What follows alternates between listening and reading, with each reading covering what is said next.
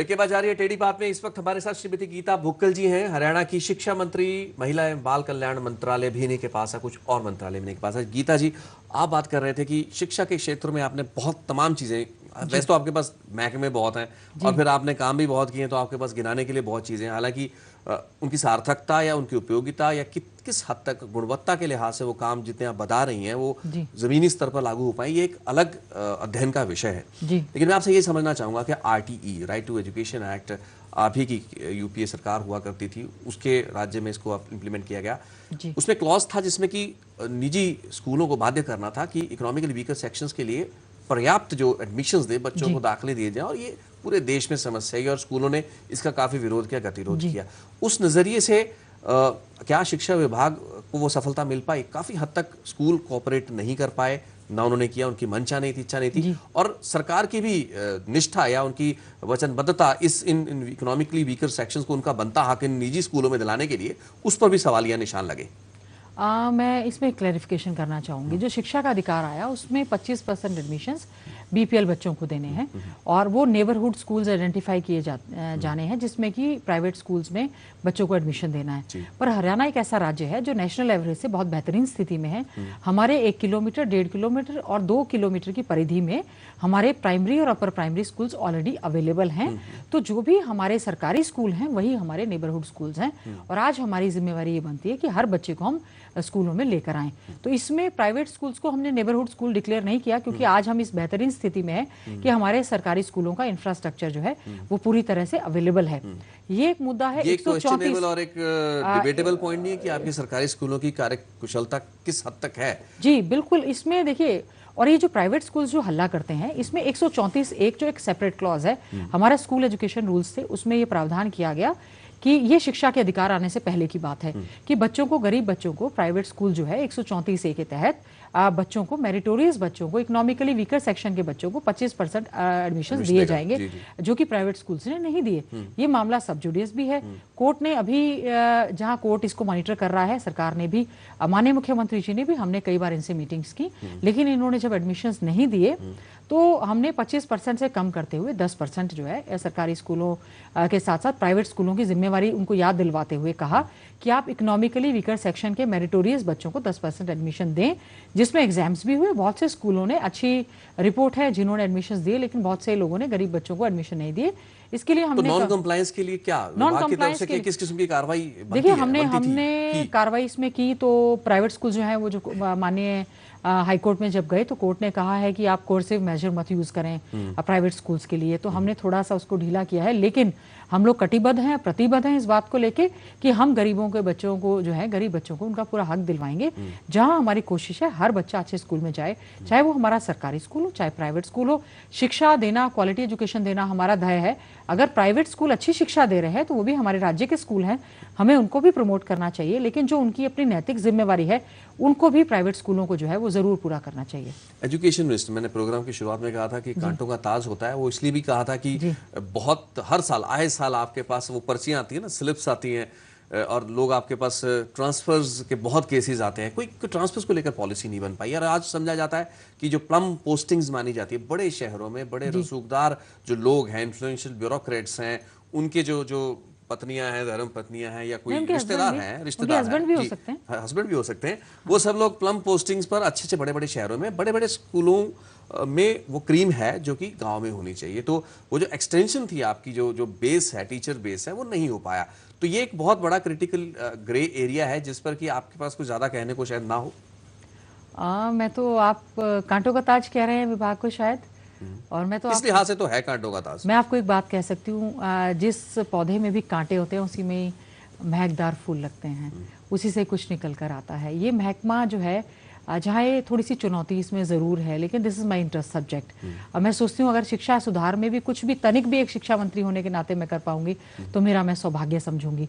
और हमने सुधार के लिए बहुत नीतिगत फैसले लिए हैं और आज हरियाणा में शिक्षा के क्षेत्र में जहाँ बहुत तरक्की हुई है और माननीय मुख्यमंत्री चौधरी भूपेंद्र सिंह हुड्डा जी ने बजट में कभी कोई कमी आने नहीं दी है और शिक्षा के सुधार का एक जो सपना हमारी सरकार का है हम उसको पूरी तरह से पूरा कर रहे हैं। और जहाँ तक ट्रांसफर पोस्टिंग्स की बात है, क्योंकि ज़्यादातर कर्मचारी जो हैं, टीचर्स हैं या दूसरे एम्प्लॉयज हैं वो मेरे विभागों में हैं, तो कई बार मुझे लगता है एजुकेशन मिनिस्टर की बजाय शायद मैं ट्रांसफर मिनिस्टर हूँ। और मेरा सबसे ज्यादा मुझे लगता है ट्रांसफर की अर्जियां एजुकेशन देखिए ट्रांसफर्स की वजह से शायद हम कई बार क्वालिटी इंप्रूवमेंट की तरफ हमारा ध्यान जो है कम हो जाता है, ट्रांसफर्स की तरफ ज्यादा होता है। वो भी इंपॉर्टेंट पार्ट है, पॉलिसी के तहत हमें वो भी करना चाहिए, लेकिन हमारा जो विभाग है वो that is a child centric department, वो बच्चों के हित में जो फैसले लिए जाने चाहिए उन्हीं पर हमें ध्यान देना चाहिए। टीचर्स की भी और एसोसिएशंस की जो भी मांग होती है उस पर भी हम लोग ध्यान रखते हैं। लेकिन इसने कितनी टॉल लिया इस पूरे सिस्टम पर? मैं मेरा क्रिटिकल एरिया था कि जो बड़े शहर हैं, वो शहर जहां पर कि हम रहते हैं, जहां पर कि लालसा होती है कि मेरी पोस्टिंग अगर पंचकुला है या गुड़गांव है, ऐसे बड़े शहरों में हो, के आसपास हो, जहां तक मैं तो गांव तक टीचर वो कैसे पहुंच पाएगा? देखिए जहां तक मैं स्कूलों की बात करूं तो हमारे यहाँ पर रूरल सर्विस करना पहला कंपलसरी है। फर्स्ट पोस्टिंग आपको रूरल में ही मिलेगी, अर्बन में नहीं मिलेगी एज पर पॉलिसी। तो हमारा फीडर जो हमारा फर्स्ट कैडर है वो ग्रामीण अंचल के हमारे हर स्कूल में हमारा टीचर इस समय नियुक्त है और वो शिक्षा अच्छे से दे रहा है। शहरों में पहली पोस्टिंग के बाद आने वाली पोस्टिंग्स, देखिए सब्सिक्वेंट पोस्टिंग्स हमारा, क्योंकि जो भर्ती की प्रक्रिया डिस्क्रिप्शन पे आ जाती है, जब डिस्क्रिप्शन पे आ जाती है तो उसमें फिर नहीं, देखिए विसंगतियों की जहां तक बात है, अगर वो कोई किसी अप्रोच वाले व्यक्ति की बीवी या उसका हस्बैंड है, देखिए नौकरी करने का अधिकार उनको भी है। अगर चॉइस पोस्टिंग का हमारा कोई इशू नहीं है, जिसको भी जो पोस्टिंग चाहिए हम तो उनकी चॉइस लेकर और काउंसलिंग के बाद ही स्टेशंस देते हैं। उनका हमारा ध्येय मेन है कि जहां भी वो उनकी पोस्टिंग हो, बच्चों को अच्छे ढंग से जिम्मेवारी के साथ पढ़ाएं। और टीचर्स एब्सेंटिज्म की जो बहुत बड़ी समस्या थी उसको दूर करने के लिए हमने जहां एक बायोमेट्रिक अटेंडेंस की प्रणाली शुरू की। बाकी टीचर्स 90% टीचर्स जो है वो जो बहुत ज्यादा सीरियस भी रहते हैं, स्कूलों में अच्छे से जा रहे हैं, अच्छी शिक्षा दे रहे हैं। बायोमेट्रिक प्रणाली कितनी कारगर है और कितनी इसका अभी तक विस्तार हो पाया है? बायोमेट्रिक प्रणाली जितनी भी हमारे 2622 हमारे सीनियर सेकेंडरी स्कूल्स थे, हमने कंप्यूटर्स के साथ जब अटैच किया सभी स्कूलों में लाया। और बहुत से टीचर्स हमारे गंभीर भी हैं जो कि सही समय पर स्कूल आते हैं, वो वोकल नहीं है ज़्यादा, उनकी तरफ शायद ध्यान नहीं दिया जाता या उनकी सुनवाई कम होती है, लेकिन वो अच्छे से शिक्षा इस समय दे रहे हैं। अब मैं समझती हूँ स्कूली शिक्षा में, कॉलेज की शिक्षा में या यूनिवर्सिटी लेवल पर जो इम्प्रूवमेंट आज हमारी सरकार ने की है, इससे पहले वो कभी नहीं थी। इंफ्रास्ट्रक्चर के साथ साथ क्वालिटी इंप्रूवमेंट पर जो हमारा जोर है, अपॉइंटमेंट्स पर जोर है हमारा, मैं समझती हूँ काफ़ी ज़्यादा फायदा रहा है। हमारे कॉलेजेस की अगर मैं बात करूँ, हमारे बहुत से कॉलेजेस जो है सेंट्रल ऑफ एक्सीलेंस कॉलेज हैं, जिसमें हम लोग computer, Edusat, English language labs हैं। क्योंकि हमारे यहाँ बच्चों के साथ क्या स्थिति है कि हमारा जो हरियाणा एनसीआर रीजन हमारा सबसे ज़्यादा इस एरिया में लगता है, वहाँ पर मल्टीनेशनल कंपनीज बहुत आ रही हैं, उनकी रिक्वायरमेंट्स भी बहुत ज़्यादा है, पर हमारे बच्चों में कम्युनिकेशन स्किल्स की शायद कहीं प्रॉब्लम है, जिसकी वजह से जॉब अपॉर्चुनिटीज़ उनको नहीं मिल पाती हैं। मुझे लगता है there is a mismatch between demand and supply. हमारे यहाँ जबकि सप्लाई भी बहुत है, डिमांड भी बहुत है, फिर भी बेरोजगार युवा हैं। उसको देखते हुए हमने बहुत अच्छे प्रयास किए हैं। हमने लैंग्वेज लैब्स खोली हैं जिसमें वो कंपलसरी हैं सभी के लिए अटेंड करना। सभी जितने भी आप मेजर्स आप बता रही है, लैंग्वेज लैब्स की बात कर रही हैं आप और बायोमेट्रिक्स की बात कर रही हैं, इन सब के जो परिणाम है अभी जमीनी स्तर पर तो नजर नहीं आ रहे। ये मूव्स हैं, आप जमीन पे जाइए, ये इनिशिएटिव्स हैं जो कि मे बी 3-3, 4-4, 5-5, 7-7 साल बाद, पता नहीं उस वक्त आपकी सरकार होगी नहीं होगी, लेकिन नहीं आज भी हमारी सरकार है, आने वाले समय में भी हमारी सरकार रहेगी। हमने इतना मजबूत बेस बनाया है, जब ये बढ़िया बिल्डिंग आपको नजर आनी शुरू हो गई है, नतीजे सामने आने शुरू हो गए हैं। आप उन बच्चों से मिलिए, आप हमारी यूनिवर्सिटीज में जाइए, आप हमारे कॉलेजेस में जाइए, इतना बेहतरीन हमने इंफ्रास्ट्रक्चर और जो लैंग्वेज लैब की मैंने बात कही, हमें बहुत अच्छे नतीजे वहां पर आए हैं। हमने जो स्किल मैनेजमेंट कोर्सेज हमने शुरू किए, स्किल मैन पावर हमने देनी शुरू की। हमने केवल एक बेरोजगार युवा पैदा नहीं करना है, और इसके नतीजे बहुत बेहतरीन सामने आए हैं। और आज हमारा जो प्लेसमेंट का, मैं अगर ITI की बात करूं, हमारे प्लेसमेंट सेल हैं हमारे कॉलेजेस में है, अर्न वाइल लर्निंग। तो उसमें आप पढ़ते पढ़ते, अकाउंटेंसी है, लाइब्रेरी है, दूसरी तरह के आप काम कर रहे हैं, आप सीख रहे हैं। आप स्कूलों, कॉलेजेस, हमारे इंस्टीट्यूट्स में जाइए, आप धरातल पर उतर कर जाइए, केवल विपक्ष की बात ना सुनिए, ना उन्होंने कभी कुछ किया ना वो कर सकते हैं। हमारी सरकार की बात कर रही है, जितनी मैं केवल बात नहीं कर रही हूँ, बात कर रही है जी, वो अचीवमेंट्स वाकई है। अखबारों या मीडिया में सिर्फ खबरें छपती हैं तो शिक्षकों के धरनों की, प्रदर्शनों की, कंप्यूटर टीचर क्या कह रहे हैं, गेस्ट टीचर क्या कह रहे हैं, कई बार बनानी होती है, आपको भी खबर। मैं वही कह रहा हूं कि इतना असंतोष एक बड़े वर्ग में है, जो कि डायरेक्टली वो वर्ग है जिससे कि आप गुणवत्ता लाने की बात कर रहे हैं। आपके हथियार जो हैं वो सड़कों पर घूम रहे हैं। आप हालांकि कह रहे हैं कि वो वोकल पार्ट है जो कि हम कवर करते हैं, मीडिया वोकल सेगमेंट्स को ज्यादा तरजीह दे रहा है, लेकिन मुद्दा है कि बहुत सी खबरें तो नेगेटिविटी से जुड़ी हैं, आपके विभाग से जुड़ी हुई। मैं तो एक बात कहना चाहूंगी, देखिए मैं आपका चैनल का भी धन्यवाद करती हूँ, मीडिया का भी धन्यवाद करती हूँ। बहुत सारे इश्यूज होते हैं जो कई बार हमें सही ढंग से नहीं भी पता होते, वो आपके चैनल्स के माध्यम से हमारे संज्ञान में जब लाए जाते हैं तो हम उनके खिलाफ कार्रवाई भी करते हैं। लेकिन उसके अलावा भी हम लोग बड़े इसमें संजीदा हैं, चाहे मिड डे मील का मामला है, हमने हेल्पलाइन नंबर शुरू किया हुआ है, सबको बता रखा है कि अगर कहीं कोई प्रॉब्लम है तो आप हमें इन्फॉर्म कीजिए, हम उसमें सुधार करेंगे। हमने 16 आइटम्स का मेनू बनाया, बच्चों को बेहतरीन खाना हम दे रहे हैं, कंप्यूटर शिक्षकों को हम बढ़ाकर सैलरी दे रहे हैं, टीचर्स की जो भर्ती हुई है हमने उसमें क्वालिटी टीचर्स देने की बात कही है। लेकिन जिन बच्चों की जो आज धरना अगर देते हैं, अगर किसी की नकली डिग्री है तो हम उसको प्रमोट नहीं कर सकते, हम तो वेरिफिकेशन करेंगे ही। अगर देखिए वेरिफिकेशन बहुत लेट स्टेज पे क्यों शुरू है, पहले स्टेज पे होना नहीं चाहिए? देखिए वेरिफिकेशन ऑफ डॉक्यूमेंट का कार्य जो है हमारा लगातार इस समय चल रहा है। कुछ स्टूडेंट्स हमारे डीम्ड यूनिवर्सिटीज के आए हैं, कहीं ना कहीं ये हम लोग प्रोसीजरल विसंगतियां हैं। देखिए प्रोसीजरल कई में बार आपको पहले जो चीज करनी चाहिए थी आपको बाद में कर रहे हैं, प्रोसीजरल जिससे लोगों के मन में संशय है कि क्या सरकार की नियत या विभाग की नियत साफ है कि वो हमें नौकरी देना नहीं चाहते। विभाग की बिल्कुल एक मुश्त हमारे नियत है, एक एजेंडा है, एक सूत्री कार्यक्रम है शिक्षा में गुणवत्ता लाना, और उसके कार्यक्रम के तहत हम स्टेप बाय स्टेप चल रहे हैं। यूजीसी की गाइडलाइंस के हिसाब से कई बार आपको उनको फॉलो करना होता है। यूजीसी की गाइडलाइंस वो स्टेट गवर्नमेंट के अंडर तो है नहीं है। यूजीसी जो भी गाइडलाइन देता है, यूजीसी ने मुझे ध्यान है 23 जुलाई 1913 जो हमारा 2013 को एक चिट्ठी जारी की, जिसमें जो हमारी डीम्ड यूनिवर्सिटीज हैं उनके हमारे डिस्टेंस एजुकेशन या स्टडी सेंटर्स को वो अलाउ नहीं करते हैं एजुकेशन देना, पर हमारे बहुत से बच्चे पास आउट हैं। तो हमने क्लैरिफिकेशन मांगा है, क्योंकि देखिए मैं समझती हूँ जो वहां से पास आउट है उनकी भी शायद बहुत बड़ी गलती नहीं है। इस तरह के कार्य there should be a coordination between the ministry of HRD and the state governments, क्योंकि education is a state subject also. तो उसमें हम ये नहीं चाहते कि हमेशा हम सेंटर के आगे ही खड़े रहें, उसमें हमारा भी नीति निर्धारण करने का हमें भी अधिकार है, पूरी तरह से फैसला लेने का।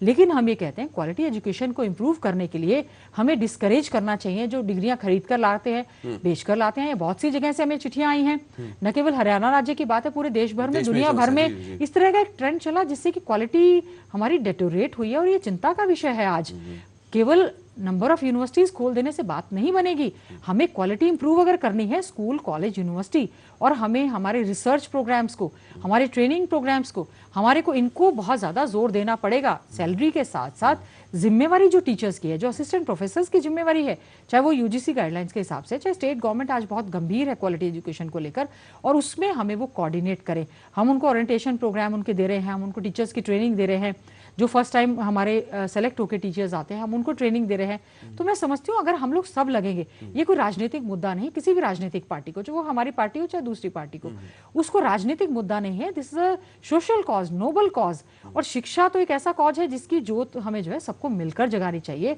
और गुरु शिष्य की परंपरा, जो हमारा स्कूली ढांचा, कॉलेज का ढांचा, शिक्षा के मंदिर जो कहे जाते हैं, मंदिर में पवित्रता आनी चाहिए, और इसमें हम लोग जो है पूरी तरह से कटिबद्ध हैं। जाते जाते 2-3 और क्रिटिकल सवाल, हालांकि आपने कहा कि आपकी सरकार ने बहुत यूनिवर्सिटीज खोली और नई यूनिवर्सिटीज खोलने जा रहे हैं, खोली भी हैं, केवल कहा नहीं, खोलने जा रही हैं, विधेयक पारित हो चुके हैं। नेशनल लॉ यूनिवर्सिटी देखिए, हम लोग नेशनल लॉ यूनिवर्सिटी लेकर आए, बाबा साहेब भीमराव अम्बेडकर जी के नाम से नेशनल लॉ यूनिवर्सिटी हम लोग लेकर आए, सेंट्रल यूनिवर्सिटी लेकर आए, जिसमें हमारे सेंट्रल वो सारा आईआईटी का एक्सटेंशन सेंटर हम आया है, आईएमटी आया है, बहुत सारी चीजें आज आई हैं निफ्ट। और इसमें केवल हम लोग सरकारी यूनिवर्सिटीज को नहीं, प्राइवेट पार्टनर्स को भी हम लोग लेकर आए हैं, क्योंकि शिक्षा जी राजीव गांधी एजुकेशन सिटी है, क्योंकि शिक्षा में बहुत ज्यादा बजट चाहिए, और सारा का सारा बजट तो हम केवल शिक्षा में नहीं लगा सकते। ओवरऑल इंफ्रास्ट्रक्चर भी डेवलप हमने करना है, सोशल सिस्टम को भी देखना है, सोशल इंफ्रास्ट्रक्चर को भी देखना है, बाकी मूलभूत सुविधाएं भी सरकार को देखनी है। तो इसमें हम प्राइवेट पार्टनर्स को भी लेकर आए हैं, जो कि वो भी बहुत अच्छी यूनिवर्सिटीज यहाँ पर लेकर आए। हम उम्मीद करेंगे कि वो भी बच्चों को क्वालिटी एजुकेशन दे। और एक इशू बार बार उठता रहता है कि प्राइवेट यूनिवर्सिटीज हमारी फीस ज्यादा चार्ज करती हैं, उसमें मैं एक बात क्लियर करना चाहूंगी, उसमें हमने प्रावधान रखा है 25% बच्चों को हम फुल फी कंसेशन है, 50% 25 फी कंसेशन हरियाणा के डोमिसाइल बच्चों को है। प्रावधान उसमें तो रख लिया कि जो यूनिवर्सिटीज के जो वाइस चांसलर्स की नियुक्तियां होती हैं हमेशा विवादों में रहती हैं, और ये कहा जाता है कि आपके तो कुछ ऐसी यूनिवर्सिटी हैं जिनके वीसीज लगातार कितने कितने साल और कितनी कितनी एक्सटेंशन लेकर एक यूनिवर्सिटी से दूसरी यूनिवर्सिटी तक उस वाइस चांसलर को भेज दिया जाता है। इस किस्म की तमाम खबरें आती हैं, क्यों, क्या कारण है? एकेडमिशियंस की कमी है, या क्या कारण है कि कुछ लोग या विशेष? और ये भी कहा जाता है कि एजुकेशनिस्टों के अलावा बहुत से ऐसे लोगों को, या वो पॉलिटिकल स्ट्रीम से कहीं से आ रहे हैं, कोई रिटायर्ड फौजी हैं, इस किस्म के लोगों को भी आपने बहुत ऐसे बलाई वाले पद दे दिए हैं और एक प्लम पोस्टिंग्स देकर बतौर वाइस चांसलर रखा हुआ है। तो ठीक है, यूनिवर्सिटियां आपने बनाई, अच्छी बात है, लेकिन उनकी वाइस चांसलर्स जो कि विजनरीज होते हैं, यूनिवर्सिटीज को आगे कैसे और एक्सटेंड करना, उसकी एक्सटेंशन कहाँ तक ले जानी है, उनके चयन में के सवाल क्यों आते हैं? देखिए वाइस चांसलर्स की नियुक्ति की एक प्रक्रिया होती है, जो कि पूरी प्रक्रिया जो कि पॉलिटिकल होती है। नहीं, बिल्कुल नहीं है। ये तो हमारे एक्ट में वाइस चांसलर की नियुक्ति का प्रावधान होता है। जो भी यूनिवर्सिटी बनती है या वैसे भी वाइस चयन की चांसलर प्रक्रिया, क्योंकि चयन एक पॉलिटिकल डिसीजन होता है और उसके चयन, क्योंकि वाइस चांसलर की जो नियुक्तियां हैं, देखिए उसमें एकेडमिशियन, किंतु परंतु ज्यादा होने की गुंजाइश होनी नहीं चाहिए अमूमन, लेकिन देखिए आपकी बात से मैं सहमत हूँ कि हमारे जो वाइस चांसलर जो कि हेड ऑफ द इंस्टीट्यूट हैं, वो अकेडमिशियंस भी होने चाहिए, गुड एडमिनिस्ट्रेटर भी होने चाहिए, और उनकी टर्म्स वो एक है कि किस तरह से वाइस चांसलर की नियुक्ति किस तरह से की जाए, क्या क्वालिफिकेशंस हो, क्वालिफिकेशन के हिसाब से ही हर वाइस चांसलर की नियुक्ति होती है। लेकिन जरूरी नहीं और लीगल आर्गुमेंट, देखिए लीगल प्रोप्राइटी के लिहाज से, मॉरल प्रोप्राइटी के हिसाब से he should be a good administrator, he should be academician. जरूरी नहीं है कि बहुत अच्छा प्रोफेसर या अकेडमिशियन एक अच्छा वाइस चांसलर हो। लेकिन मैं आपकी बात से सहमत हूँ, जो भी हमारे हेड ऑफ द इंस्टीट्यूट्स हों वो इतने सक्षम होने चाहिए कि वो अपनी यूनिवर्सिटी को आगे ले जाते रहे। और आज मुझे खुशी है इस बात की, चाहे हमारी कुरुक्षेत्र यूनिवर्सिटी ए ग्रेड की है, एमडी यूनिवर्सिटी है ए ग्रेड की है, देवीलाल यूनिवर्सिटी जो हमने बनाई है और बढ़िया से हमने वाइस चांसलर वहां पर लगाए हैं, आने वाले समय में जब 5 साल पूरे होंगे ए ग्रेड की बनेगी। बीपीएस यूनिवर्सिटी को 5 साल होती है, ए ग्रेड की बनेगी। हमने आज इस चीज में जोर लगाया, चाहे वीसीस की नियुक्ति की बात हो, चाहे रजिस्ट्रार की नियुक्ति की बात हो। हाँ, अगर कोई, और दूसरी बात, एक्सटेंशन 2 टर्म से ज्यादा उनका नहीं हो सकता, कानूनी हम दे ही नहीं सकते और किसी को दिया भी नहीं है। नहीं तो दूसरी यूनिवर्सिटी में भेज देते ना, दिक्कत नहीं होती है। कुछ केसेस हैं ऐसे जिसमें कि वाइस चांसलर को और यूनिवर्सिटी में भेज दिया गया। 68 की एज के बाद आप उनको कहीं भी नहीं भेज सकते हैं। रिटायरमेंट की एज के बाद मींस रिटायरमेंट। और उसमें हम जब इतना बड़ा इंफ्रास्ट्रक्चर यूनिवर्सिटी का खड़ा करते हैं तो हम उसमें चाहते हैं कि quality teachers, professors, research work हो, स्टूडेंट्स अच्छे आए, और head of the institute vice chancellor है वो जरूर अच्छा रहे ताकि हरियाणा के विकास में वो भी पूरा कंट्रीब्यूट कर पाए। चलिए, आपकी कथनी है, करनी में थोड़ा सा भेद नजर आ रहा है। हालांकि वो एक डिबेटेबल पॉइंट है कि वो लोग भी सक्षम हैं जो आप कह रही हैं, लेकिन मेरा सवाल ये कोई अंतर नहीं है। आप पिछली सरकारों के वाइस चांसलर्स की नियुक्ति पे आप उठाकर देख लें। नहीं, अगर उन्होंने गलत काम किया तो आप गलत किया, हमने उसको सुधार किया। आगे एक्सटेंड नहीं कर सकते। अगर उन्होंने गलत काम किया, हमने सुधार किया, और सुधार होना चाहिए। मैं तो ये कहने की कोशिश कर रहा हूं और सुधारेंगे। सवालों के घेरे से निकलना चाहिए कम से कम। अगर कहीं कोई कमी है तो हम उसको और सुधारेंगे। चलिए, जाते जाते मैं आपसे आखिर एक और सवाल, आपका विभाग, कहा जाता है कि गीता भुक्कल एक ऐसी मंत्री हैं जो कि शायद मुख्यमंत्री की फेवरेट हैं, क्योंकि जाहिर है कि जमीनी स्तर पर जो आप काम कर रही हैं, शायद एक उसका बड़ा कारण हो सकता है आप उनके इलाके से भी रिप्रेजेंटेशन कुछ है आपका बतौर एमएलए, ये भी कारण हो सकता है। लेकिन डिस्पाइट दैट आपकी अपने विभाग और वहाँ के जो एफसीआर हैं, जो अधिकारी हैं, ब्यूरोक्रेसी के साथ आपका कांकड़ा छत्तीस का रहा है, कोई इतनी ज़्यादा कोडियल टर्म्स पे आपने काम नहीं किया है। क्या एक रोड ब्लॉक रहा है कि ब्यूरोक्रेसी को जैसे कह सकते हैं कि पार पाने में आपको दिक्कतें आई बतौर एक मिनिस्टर, बतौर एक पॉलिटिकल अपॉइंटी? ये एक इशू रहा जिसमें कि अगर ब्यूरोक्रेसी से ज़्यादा साथ मिला होता उस तरीके का, जिस तरीके का मिलना चाहिए एक अच्छे हेल्दी एनवायरनमेंट के लिए, वो नहीं मिल पाया आपको शायद? देखिए रितेश, मैं तो एक बात कहूँगी, माननीय मुख्यमंत्री चौधरी भूपेंद्र सिंह हुड्डा जी ने आशीर्वाद दिया, और हम लोग आज मैं एक हरियाणा सरकार में कैबिनेट मंत्री हूँ। हमेशा उनका आशीर्वाद रहा, और उनके क्षेत्र से हमारे सांसद भाई दीपेंद्र हुड्डा जी जो हमारे सांसद भी हैं, उस क्षेत्र से मैं विधायक भी हूँ। विधायक होने की जो जिम्मेवारियां मेरे साथ हैं, विभाग की मंत्री होने के साथ साथ मेरी जो जिम्मेवारी बहुत ज़्यादा बढ़ती है, और मेरी ये जिम्मेवारी है कि एक मंत्री होने के नाते जो मुझे विभाग दिए गए हैं उनका सुधार हो, हम लकीर के फकीर ना बने। और जहां भी आज की मॉडर्नाइजेशन में, आज इंफॉर्मेशन एंड टेक्नोलॉजी का ज़माना है, आज हमें सुधार करने की बहुत आवश्यकता है एक ग्लोबलाइजेशन के टाइम में। और एक ऐसा, और क्योंकि मैंने भी अपनी शिक्षा जो है कई यूनिवर्सिटी से प्राप्त की है, मुझे एक स्टूडेंट के नाते एक स्कूल, कॉलेज और यूनिवर्सिटी का मेरा जो अनुभव है, और मुझे लगता है जो सुधार होना चाहिए उसको मैंने 1 पॉइंट प्रोग्राम लेकर चली हूँ, और माननीय मुख्यमंत्री जी का पूरा आशीर्वाद रहा है। जहां तक आपने ब्यूरोक्रेसी की बात रही है, मैं मानती हूँ मेरी टसलबाजी उनसे रही है, क्योंकि ब्यूरोक्रेसी को हमेशा शायद कम पढ़े लिखे मंत्री पसंद है, मुझे लगता है शायद शुरू में मेरी दिक्कत जरूर है। लेकिन आज मैं ये कह सकती हूँ जितने भी हमारे ऑफिसर्स हैं, मेरे विभाग के जो अधिकारीगण हैं, वो ये समझ चुके हैं कि हमारी मिनिस्टर का क्या विजन है, हमारी सरकार का क्या विजन है। मैं ऐसी योजनाओं को लगातार जारी नहीं रखना चाहती जो कामयाब नहीं है, और ना ही मैं विभाग को प्रयोगशाला बनाना चाहती हूँ, लेकिन हमें प्रयोग करने चाहिए जो कामयाब, जो सुधार के लिए हों। तो मैं एक बात कहना चाहूंगी, ऐसी कोई बात नहीं है, ये मीडिया में कई बार इस तरह की बातें लेकिन आ जाती हैं। एक मंत्री होने के नाते बातें नहीं होती, लेकिन नहीं हो सकता है कोई देखिए कोई आधार, ये सिर्फ आपके विभाग के संदर्भ में नहीं, बल्कि इस किस्म के आक्षेप तो आपके चौधरी वीरेंद्र जैसे नेताओं ने कहा कि अफसरशाही सरकार पर बहुत हावी है। चाहे आप लोग पब्लिकली में मंत्री लोग या विधायक लोग इस चीज को माने या ना माने, लेकिन ये तो बात है कि अफसरशाही से पार पाना बहुत मुश्किल रहा, और कुछ मंत्री पार पा गए, कुछ मंत्री अपनी विभाग में उस तरीके से काम कर पाए स्वतंत्रता से जैसे आपने करना चाहा, क्योंकि आपको एक पॉलिटिकल क्लाउड भी था, आपके पास एक पॉलिटिकल पैटर्नेज था। लेकिन बहुत से शायद मंत्री होंगे, देखिए मैं तो आपको एक बात कह सकती हूँ, ईमानदारी से अपने विभाग में कार्य करने की कोशिश की है। जबकि आपकी नीयत सही है, आपकी नीति सही है, तो कोई आपके बीच में रोड़ा अटकता नहीं है।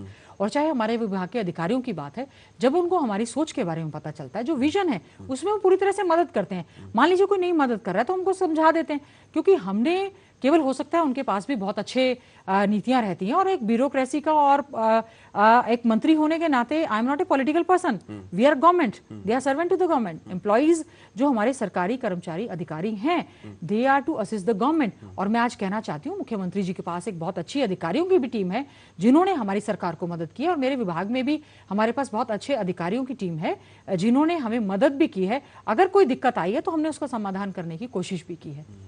चलिए गीता जी, आज हमें समय इजाज़त नहीं दे रहा, इस बातचीत को आगे बढ़ाया जा सकता है क्योंकि आपके पास तो 2-4 और महकमे हैं, तो बातचीत इतनी लंबी हो सकती है और आप इस श्रृंखला को बहुत आगे तक ले जा सकती हैं। लेकिन उम्मीद करेंगे कि एक और मौका मिलेगा जबकि आपके और विभागों से जुड़े बहुत जन कल्याण के कार्य हैं जिन स्कीमों पर बातचीत बनती है, लेकिन शायद आज के प्रोग्राम के दायरे में हम उस चर्चा को अकोमोडेट नहीं कर पाएंगे। बहुत बहुत धन्यवाद आपका अपने विचार हमारे सामने इस मंच से रखने के लिए। बहुत धन्यवाद। टेढ़ी बात के मन से आपके सामने हाजिर होंगे। बहुत बहुत धन्यवाद। इजाजत देते हैं, हमारे साथ बने रहिए। खबरों का सिलसिला फोकस हरियाणा पर जारी है।